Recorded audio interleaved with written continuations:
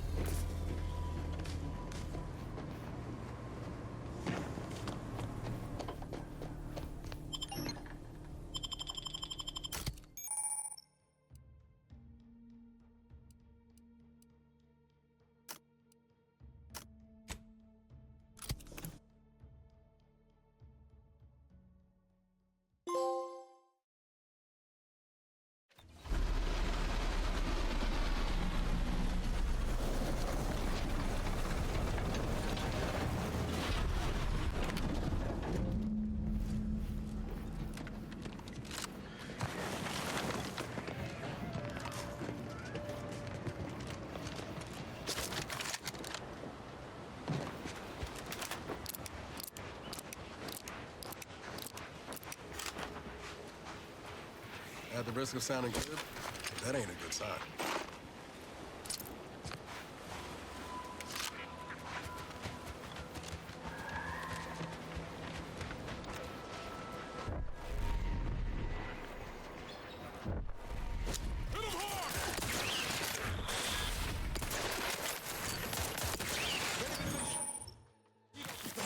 Just say whip.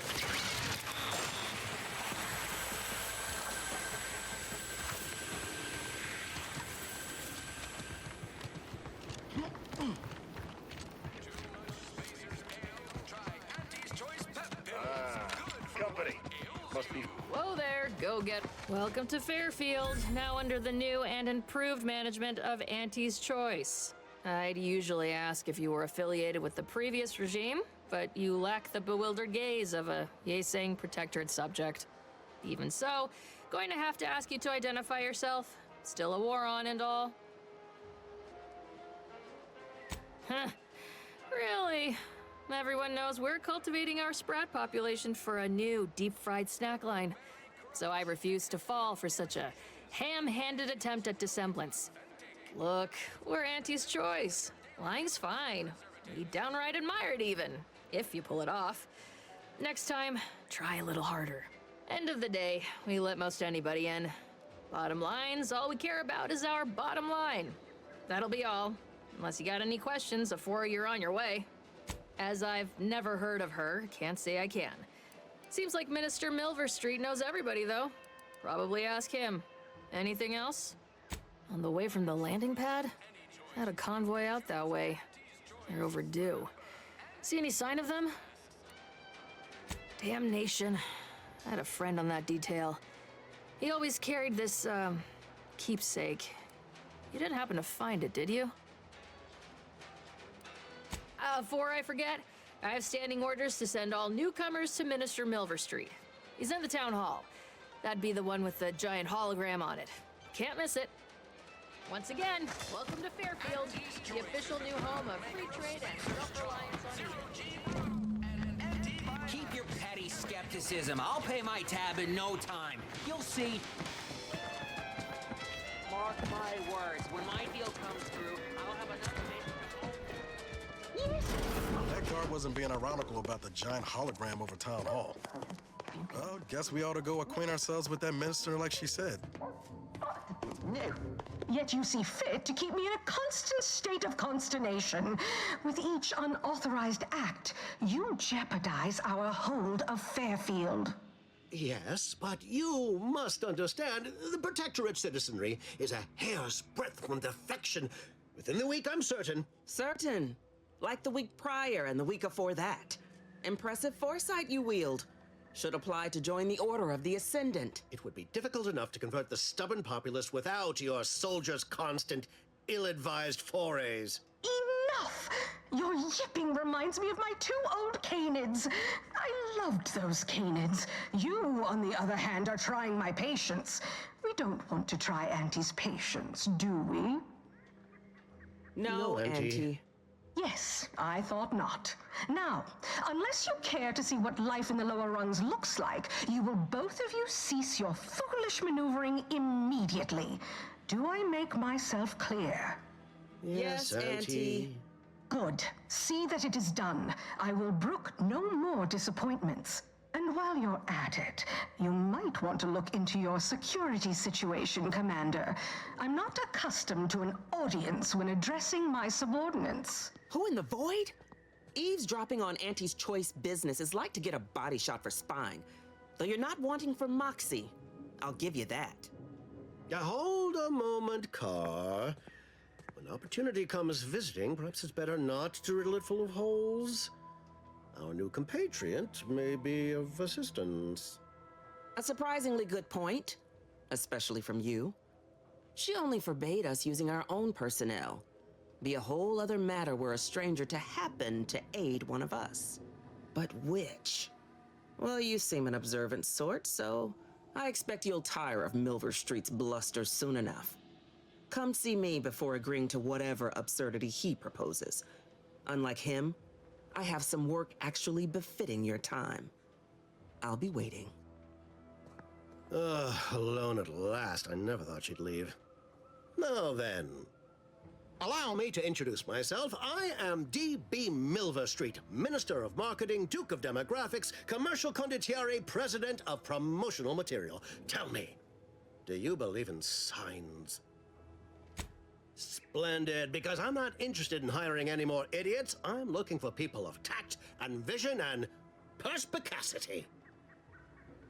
I do not believe in signs. I believe in opportunities. Right now, at this moment, you and I have an opportunity to save countless lives. But I'm hardly the type to beg and ask for nothing in return.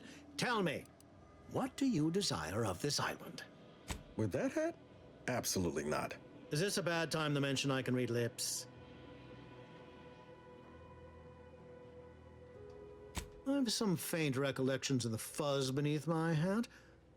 Perhaps I saw such a name amidst my perusal of the Protectorate domicile assignment records. The record room is in this building.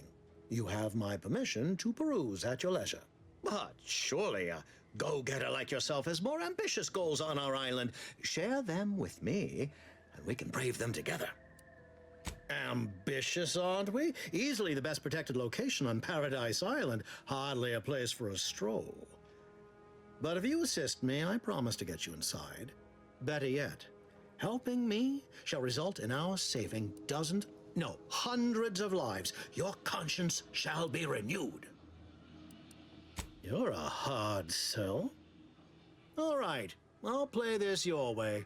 If I attain my goals, I suspect I shall find it far easier to ascend within Auntie's choice. And I'm especially willing to aid you. Did that get your attention? Auntie may demand Carr and I do nothing, but for each moment I remain inactive, dozens fall in meaningless combat.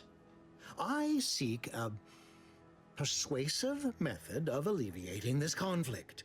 The Protectorate utilizes a procedure known as mental refreshment to ease the temperament of wayward subjects. The Ministry of Accuracy contains vital information about the process and where it is performed. This is the prize I seek. I previously sent a grafted soldier, Trooper Sealong, to retrieve said information, but I have not heard from her in some time. Consequently, I must presume the worst. Yes, one additional word of warning. The good Commander Carr shall not take kindly to your working with me, though that is a bridge most worth burning in my estimate. An opportunity to attain my goals and stick my finger in Babylon's eye? Today's as grand as when I led in the performance department showing of Life of a Salesman. Find your way to the Ministry of Accuracy. And if Trooper Sealong is still alive, do send her back here to debrief. She's still contracted to us after all. Watch out for that Auntie Cleo. I know she don't look it, but she's more dangerous than she seems. Even the whole of Spears' choice couldn't outmaneuver her.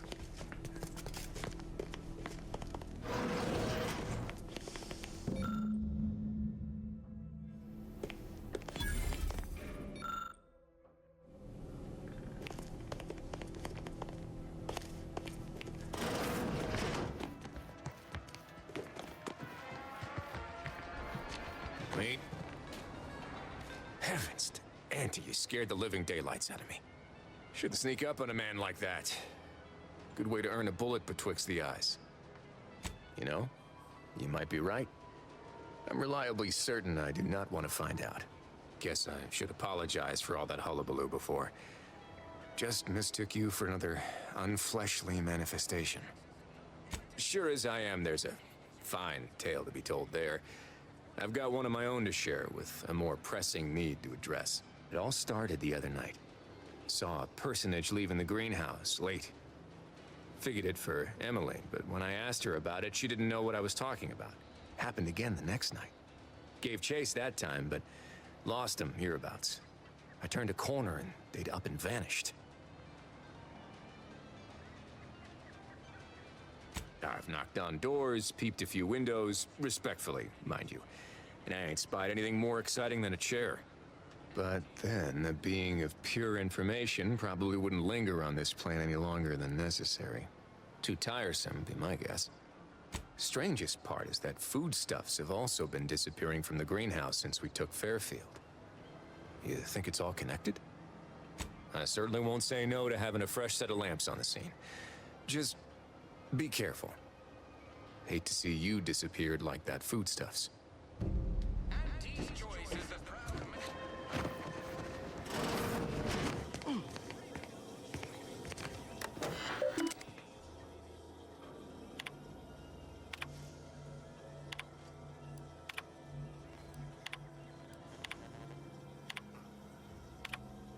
DeVries sure has some cheek putting the Earth Directorate symbol on her wall after everything she's done.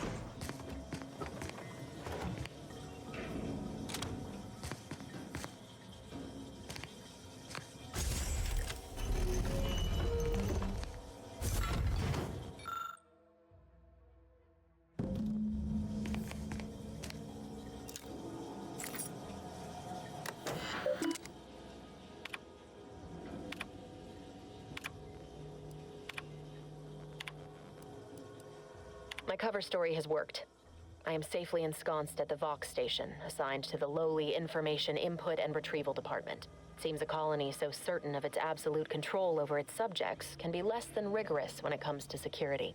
I was able to easily widen out a space behind the walls of the main control room to establish my safe room, giving me unfettered access to the communication transfer conduits. I have hacked into their system downstream from the security protocols, so I am able to infiltrate their entire system with them being none the wiser. While I have little doubt as to the success of our mission, trepidation still gnaws at me. Though I cannot say why. Perhaps it is simply the normal mission commencement jitters.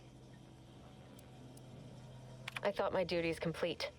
Information gathered, reports filed, preparations made. I'd even created a fictitious identity and work transfer to Horizon Point Station well ahead of schedule, in order to keep anyone from tracking my movements upon commencing the mission. All that was left was the waiting. Or so I thought. Then, troubling information came to light. I've seen the numbers. I've seen the equations. While I don't understand all of it, I understand enough to know it is the truth. And I am the only one in a position to act upon it. Though it means the betrayal of my team and the duty I swore to uphold. But can I? I did it. They are all dead. And I am still alive. I had not expected this. I had prepared no alibi, and so felt assured my ruse would be discovered and I'd not have to carry this burden. But the complete gullibility of the Protectorate subjects cannot be underestimated, it seems. My threadbare excuse of my grievous wounds as pitchball injuries was accepted without question. I can only keep telling myself it had to be done. Something which becomes harder by the day as the rift anomaly grows in the sky. But it was all part of the plan. Wasn't it? I can't believe this. Void me if I understand any of this. DeVries sold us out for what? Because of a few equations? Some dots and lines on a graph? Good fucking law. I mean, she wasn't a damn scientician. She said it herself. She didn't understand all of it, the math. So what was she thinking? No, you didn't know her. Not like I did. Like I thought I did. Damn it. I never wanted to talk about this. I wanted to just leave it alone. Told myself, no point in dredging up the past. Should have known he wouldn't rest. DeVries may have saved me on Triangulum, but I wasn't the only one looked up to her. Lots of the other recruits talked about her too, back at the academy.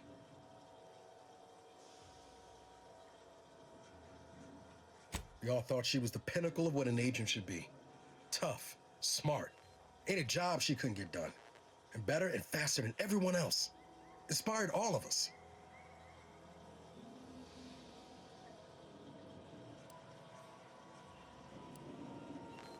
Reckon so. Some might embarrassing how much worship we all put on her name. You put a tool in my hand, I would have built monuments to her. Figured my own career could be just that.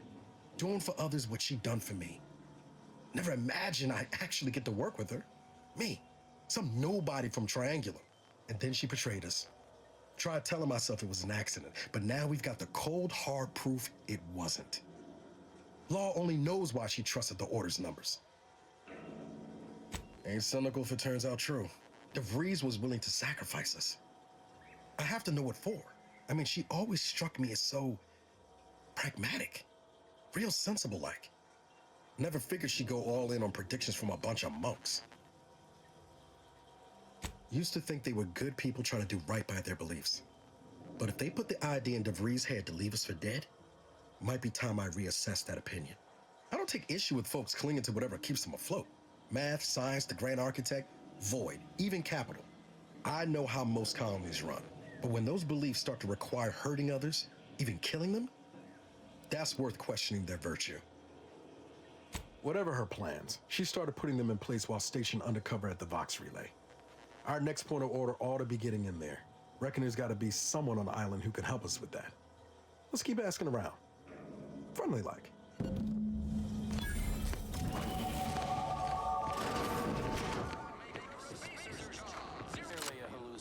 You there!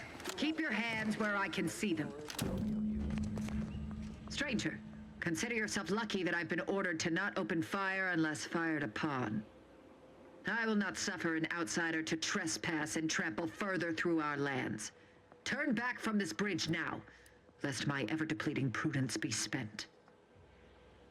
If you are not a loyal Protectorate subject, you will not cross this bridge. Be grateful I do not judge with such haste as my superior to the north, Brigadier Montelli. He's been fervent of late, looking for any Protectorate subjects who have displayed disloyalty in his estimation. Any associations with wrongdoers results in swift execution. That has, unfortunately, put many folk in his sights, myself included. And so we wait for the proverbial axe to fall. You actually believe you can contend with him. You are mistaken. He'll cut you open gleefully, then issue you demerits for bleeding on the floor. And you also have no business at the relay, as far as I can surmise. You dare to propose an arrangement. I may have need of your help, stranger, if you are ready to seize an opportunity to show fealty to the Protectorate. I know of 2 traitors who yet remain on this island. Bring them to me, and I'll dispose of them before the Brigadier questions my loyalty and deems me guilty by association. In return, I shall grant you clearance to cross the bridge. Fair exchange, wouldn't you say? A lot more folks are gonna die if we don't catch up to DeVries. We have to consider our options, even the ugly ones. If these folks are deserving, maybe it's worth it. No, I am ridding us of 2 dangerous traitors who will inevitably take good subjects down with them. Am I one of those good subjects? Of course. To my point, our forces on the island are dwindling rapidly. Not just from the fighting, but from treachery. Or from seeing treachery where there is none. I am seeking to preserve our forces by punishing the true wrongdoers. After all, it is rather impossible to uphold one's sovereign-given duties if one is deceased. Now, will you accept my offer, or will you finally get out of my sight? I commend you for your eager interest. I think 2 traitors in particular. First is Ida Rutledge, a worker at Spire Grove. I once had utmost respect for her. We were... oh, damn it all, we were friends. When the Grove went silent during the invasion, I assumed she'd fought to the death as any subject would. But reportedly, she's not only failed to die, but is also teaching the enemy soldiers how to use the equipment. Conspiring against us. Such treachery is unconscionable. The second traitor I seek is Charlton Weintrot of Westport. He is, unfortunately, my cousin, and most assuredly a disgrace to our line. He too failed to die defending his home during the invasion alongside the other residents of Westport. They'll be seen to in time. But Charlton, well, I must deal with him personally. Oh, how I anticipate wiping that smug expression off his face. Are these orders clear? An outrageous notion. Fairfield was never my jurisdiction, and its stewards died valiantly in its defense. They did not submit to the enemy. And look here, the bridge stands. I am through justifying myself. Bring me the traitors we discussed if you wish to cross the bridge. But beware if you step out of line. Other subjects may not be so generous with their deal-making as I. Farewell. Greetings. It is my esteemed pleasure to welcome you to Westport, once a shining testament to Protectorate excellence. Now a picturesque example of the evils of corporatism. But where are my manners? We do not have much, but please let me offer you some victuals. Tut. I insist. Serving Unit 1. Something for the visitor at once? Confirmative. Perhaps you're wondering why I'd open my arms thusly for a stranger. Simple. As the guiding light for humankind, we always put our best foot forward, regardless of circumstance. Our society was built from the bedrock up, through the vision of our matriarch. Due to her genius, the structure of our society is perfect, planned down to the last subject. We all work as a unified whole for the betterment of all. Unlike those corporate colonies, where it's every person for themselves.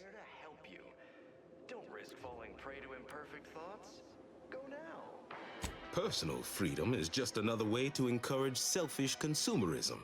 Why, we've even eradicated manual labor through our perfection of auto mechanicals.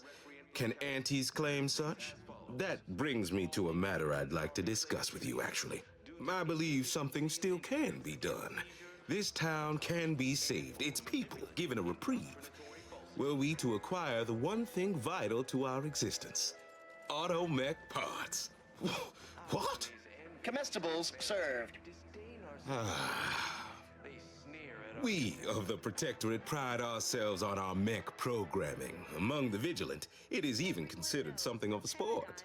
We are not miracle workers, however. Without parts to work with, we've no hope of remaking our mechs to do tasks beyond their initial functions. We need repair mechs, domestic mechs, not combat ones.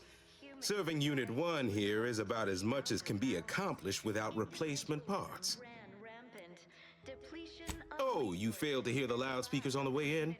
The announcement we're obliged to repeat incessantly. Well, allow me to paraphrase. Protectorate law finds us guilty of treason on account of letting Westport fall prey to Auntie's Choice saboteurs.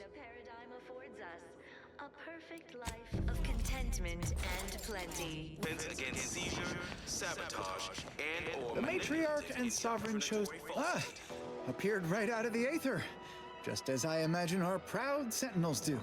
Like, here I am, your innermost thoughts are known to me, and nobody once hears from you again. Caught me reciting passages from a beacon to the cosmos, illustrating my steadfast fidelity. All subjects prosper under the guidance of our beneficent ruler, the sovereign. That part always hits me directly. To quote my personal log, an essential passage, rightful and true. Charlton Weintrott. Ah, Marilyn. Yes, I see you've made her rather memorable acquaintance. Undoubtedly, the familial relation could be easily missed. Whereas she seeks to deliver justice like a hammer's blow, I prefer to solitarily meditate on the sovereign's wisdom. Most recently within A Beacon to the Cosmos. Oh, yes. Did I?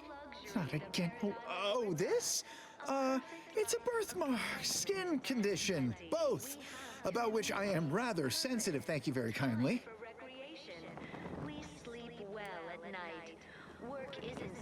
Say, you are every bit you seem, yes?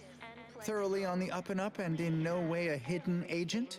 It is widely known that a sentinel is required to stand revealed before rendering judgment. Why, a plot point about that featured prominently in the latest episode of I, Red Cloak. Of course you believe everything on the Aether Wave. I guess it would be stranger if you didn't swallow the propaganda, even if it does take some heavy dramatic license. Well, you appear to be far more fluent with Sentinel procedure than I. Veiled implication understood. If you'll excuse me, I best return to my work tasks. If you were a Sentinel, or in some Sentinel-adjacent role, I'd of course be honored to have you inspect my belongings.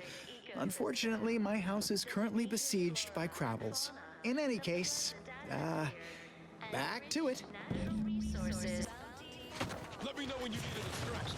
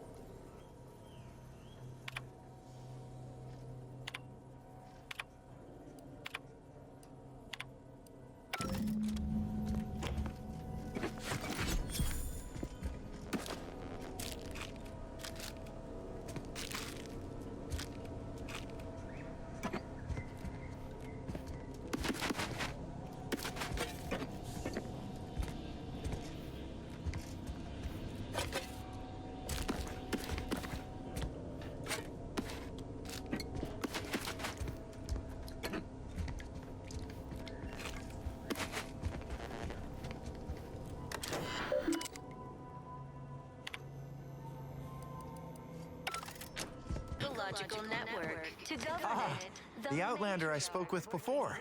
What brings you back around? Why, that's wonderful. I'm actually quite relieved a fellow customer like yourself somehow saw through my carefully maintained act. Others in Westport fail to perceive my true nature. I am hardly one of the herd around here. A reference you'll no doubt recognize from those keen Auntie's Choice commercials. Ha! I am not familiar, though that does sound like one of their products. I refer to the ones for Purple Berry Crunch brand cereal. You likely guessed their influence right off, what with my assertive attitude and all. I laugh at danger. I hand make my own luck. That character is a revelation. You and I are just like him. Get up and go-getters. Say, did Auntie's Choice send you here? Don't fret. I am exceedingly skilled at keeping secrets. If I am not the person for it, I would be most surprised. Do tell. I normally might, but my cousin, the warden there, freely enjoys stringing up Auntie's Choice sympathizers, and Marilyn would grant no reprieve to family. That seems neither prudent nor wise. I value my neck and do not intend to hang. Oh, did you have another mission in mind? One especially designed for my unique talents? Of course. Toodaloo!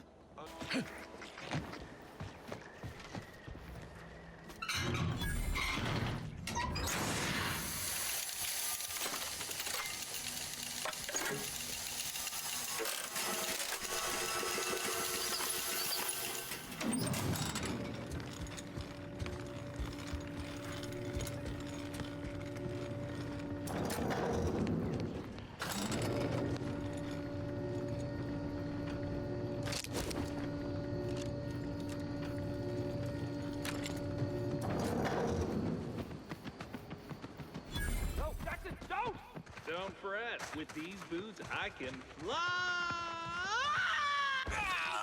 Jackson, you're too young to be a crater in the dirt!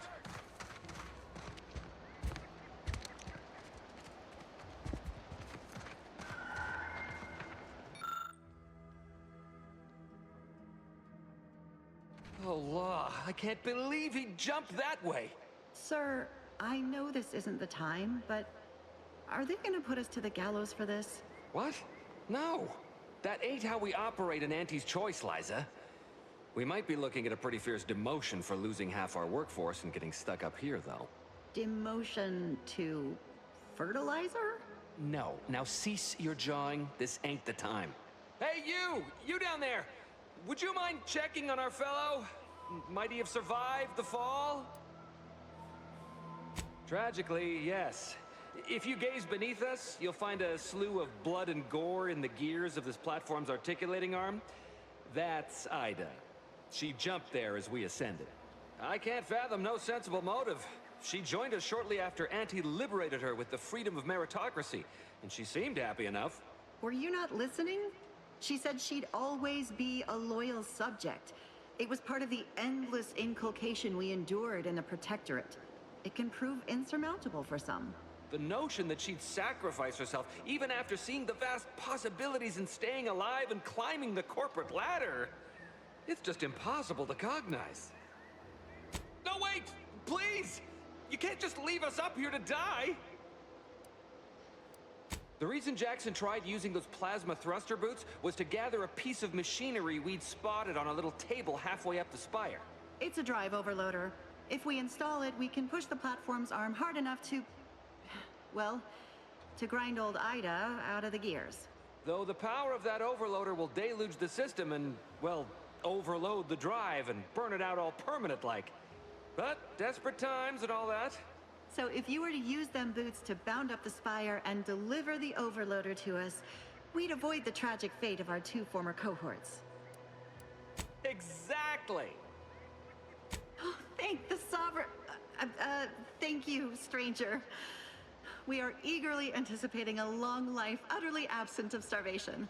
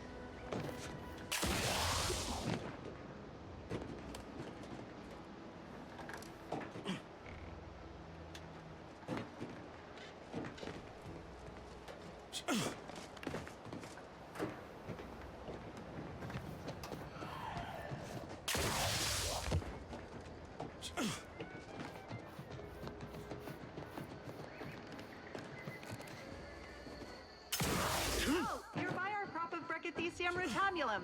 They're found in bandages and burn tinctures. If you don't have that drive overloader, ascending may be a waste.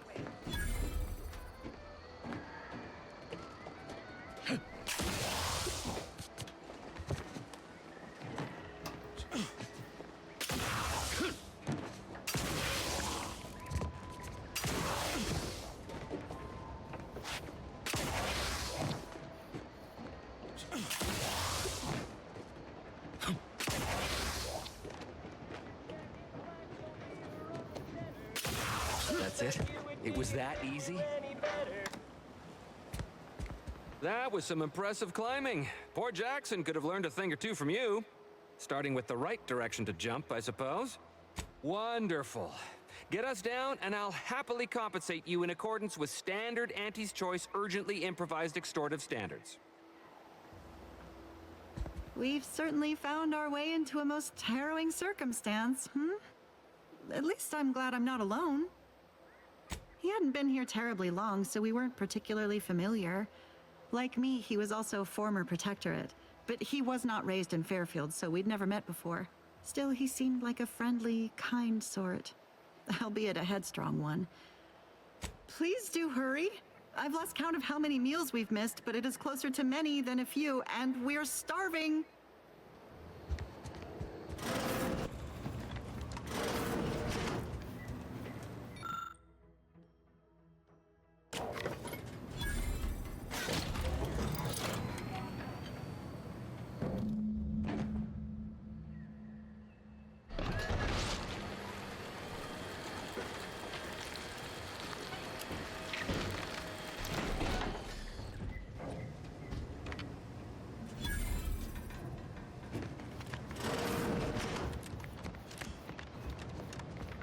Oh, thank the law.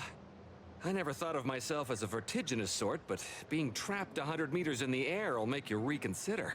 I mirror that sentiment, to be certain. In fact, Auntie will have to pay me triple if heights are to be involved. And isn't it grand to be in a system that allows me that freedom? What do you mean? You're already getting our urgently improvised extortive rate. Ha! Fair enough, stranger. What with the day's festivities, I imagine all our cerebellums are mighty strained. Here's your reward for evacuating us with all our parts intact. I perhaps ain't as awash in currency as I'd prefer, so you can have my helmet as well.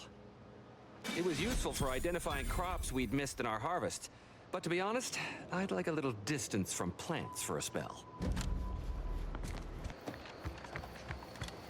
You're really something else, stranger. Not gonna lie, my thoughts are plagued by the notion of perishing atop that picker. Though I can't reconcile if I'd have starved, parched, or followed poor Jackson to the ground. Well, you found her. Or at least most of her. She's the brainwashed lout who opted to jump into the gears of the picker instead of living a rewarding life of self-determinism. Honestly, I shudder with baffled confusion even thinking of such a thing. But I guess that's the benefit of being reared in a society that values our value. Thanks again for getting us off that literal ledge. Though with our gratitude meaningfully expressed through the requisite bits, I'm not sure we have anything more to discuss.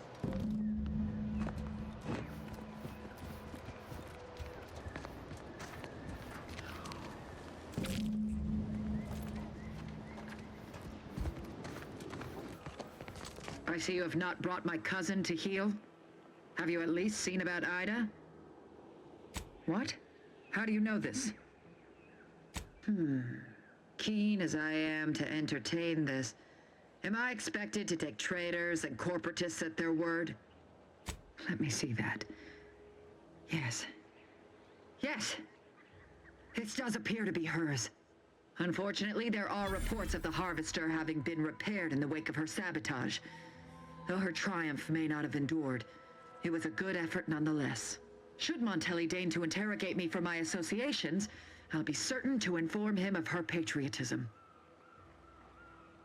This displeases me. Sabotage is only as good as the further suffering inflicted once its victims know the truth. Though I suppose a minor inconvenience is also acceptable. I'm thankful for the report. Now I just require my fool of a cousin in hand. Be on your way. Why, hello! If I am not the my uncles. That seems neither prudent nor wise. I value my neck and do not intend to hang. Why, you're right. I am no member of the herd. I think for myself. You've convinced me. Well, all right then. I will pack my things and head out in due course. Glad this world has folks like you just going around helping people realize their enormous unrevealed potential. I, for one, am the better for it.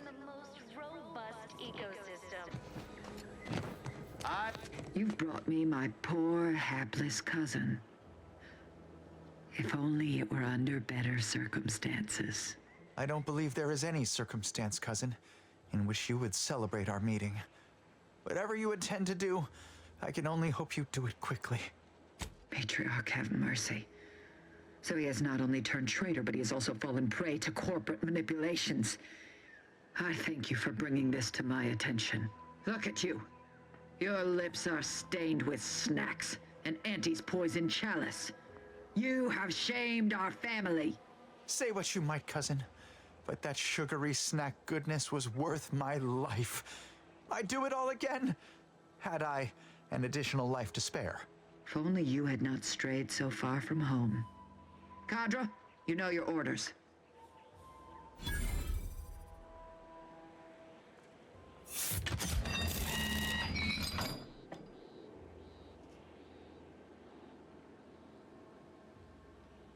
With that, our arrangement is concluded.